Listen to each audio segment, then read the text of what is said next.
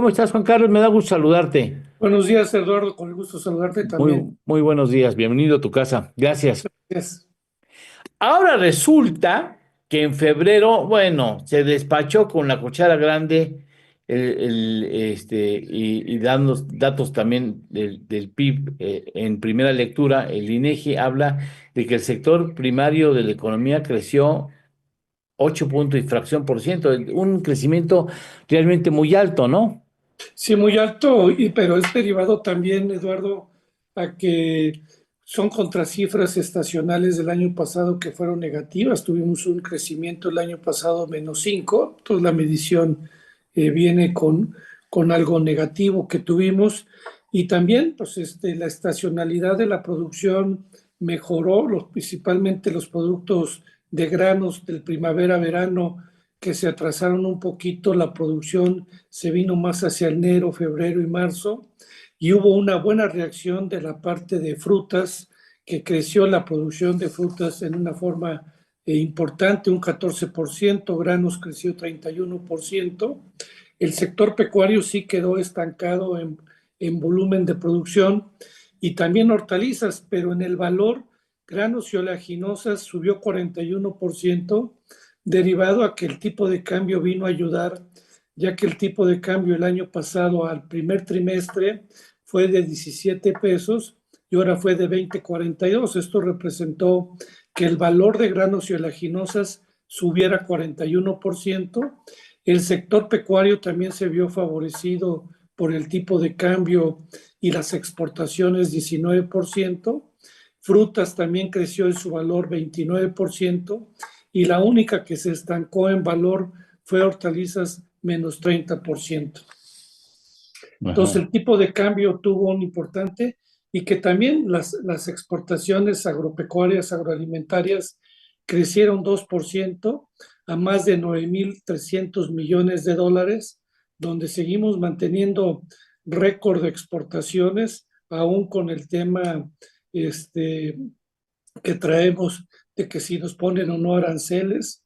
La realidad es que el sector sigue mostrando una fortaleza en la exportación, principalmente con nuestros socios comerciales Estados Unidos. Sí, qué lamentable que Trump no aprecie que somos la única región en el mundo que puede ser autosuficiente, a satisfacer nuestras necesidades alimentarias y aún así exportar. Tenemos un excedente para exportar y en lugar de aprovechar esa condición, está dividiendo y está escupiéndonos a los socios y está entorpeciendo la labor de la región, como pensando primero en Estados Unidos y no como una región que le haría más falta a Estados Unidos pensar como región y no como país, ¿no?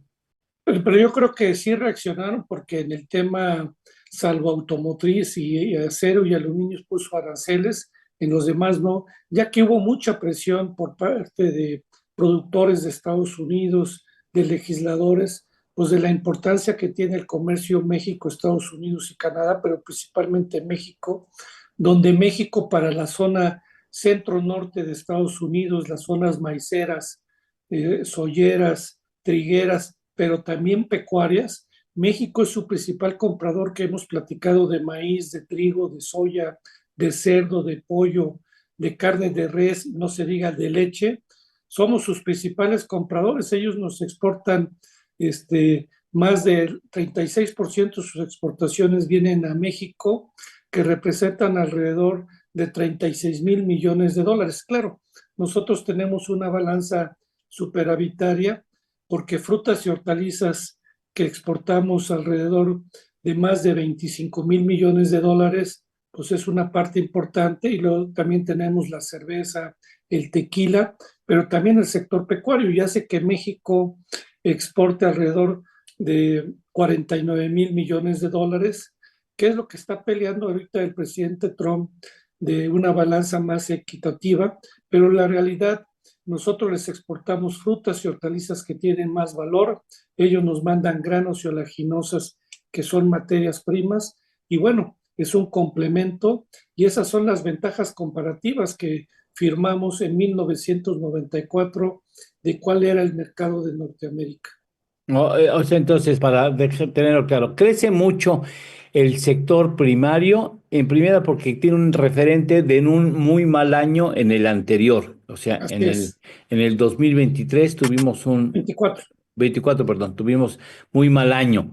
Y eso hace que sea muy lustrosa. Un buen año, un proceso de recuperación, un buen año ayuda y da un crecimiento tan importante porque pues prácticamente se atribuye al sector primario el hecho de que no haya tenido México recesión. Así es, Eduardo, y el otro es el tipo de cambio, que 17 pesos contra 20,42, nuestras exportaciones generan más pesos, pero también nuestra producción nacional de granos y oleaginosas, que está en base a dolarizada a los precios internacionales, vemos que también se favoreció los precios al productor. Para darte una idea, el precio del maíz se incrementó en un 20% derivado al tipo de cambio, pero también los futuros de maíz estuvieron 8% más altos que el año pasado. Y eso vino a favorecer un buen primer trimestre. Lamentablemente, para el segundo y tercer trimestre Mm. no lo vemos igual Ah, por ese es el un tema, asunto importante. por el tema de la sequía que hemos Sí. venido platicando contigo, donde vamos a traer una caída importante en el noroeste del país y en el noreste, y más ahorita que si Tamaulipas le quitan el agua, se lo dan a los americanos Ujú. para cumplir el acuerdo, y hay un distrito 025 que se queda sin agua, y Sinaloa, que solamente las presas tienen el 6-7% de su capacidad, ya todas las presas las pararon, ya no pueden entregar agua porque tienen que garantizar el consumo humano. Sonora también trae problemas de agua, Baja California. Y bueno, para el próximo primavera-verano, Chihuahua también adolece de agua. Esperemos que lleguen las lluvias en Uh, junio, porque es muy importante para la cosecha primavera-verano, para el cierre del año de este año y principios del otro, porque hasta ahorita nadie se ha atrevido a decir si viene una buena época de lluvias. De no serlo así, va a ser triste el panorama agrícola en el país. o sea, de lo mucho y lo lustroso que fue el primer trimestre puede ser pues muy poco positivo el trimestre posterior, los dos siguientes trimestres caracterizados por una sequía.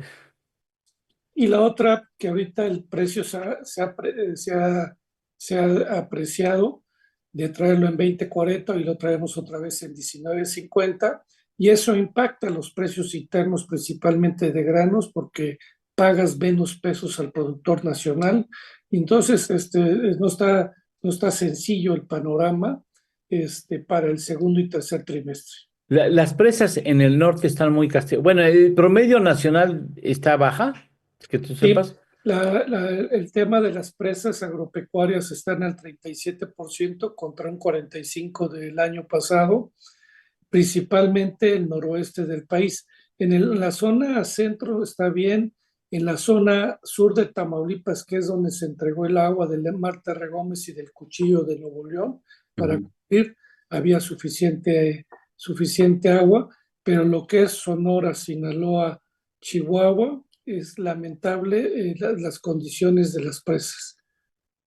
O sea, ahí vamos a pasar aceite.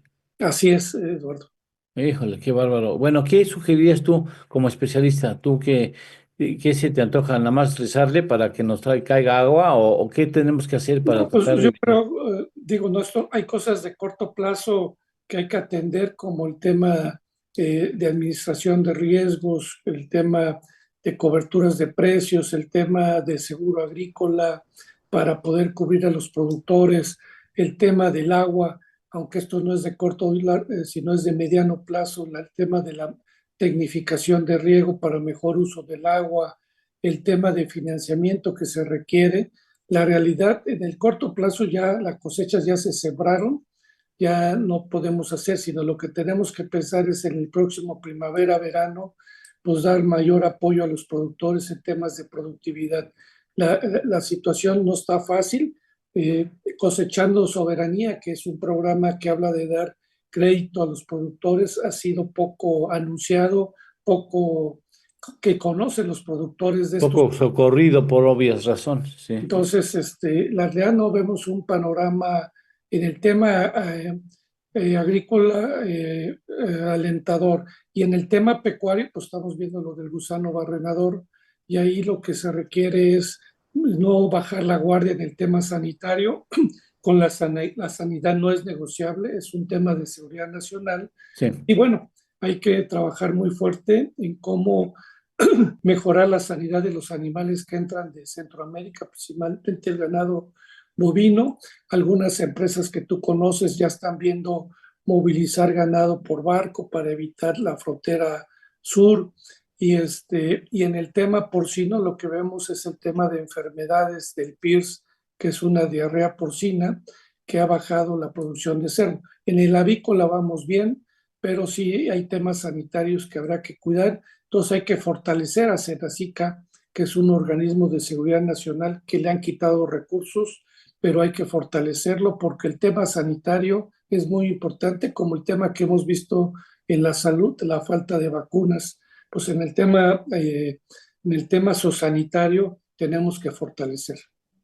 Juan Carlos, muchas gracias por explicarnos estos elementos y porque nos permite entender por qué tan buenos números los que reportó el país en el primer trimestre que ayudaron a que no hubiera una recesión técnica a nivel nacional. Te mando un abrazo muy fuerte, muchas gracias por estar aquí con nosotros. Gracias. Eduardo, buenos días. En torno al dinero. Con Eduardo Torreblanca Llanes.